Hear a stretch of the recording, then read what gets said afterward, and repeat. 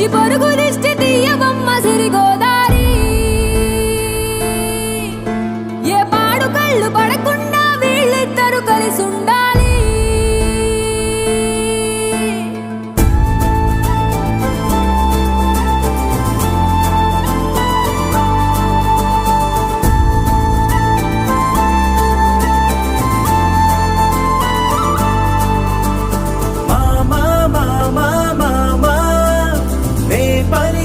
తొలి పదమా